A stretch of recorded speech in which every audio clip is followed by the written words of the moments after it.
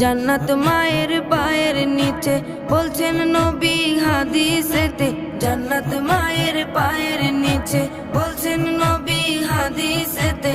দয়াল নবীর কথা তোমার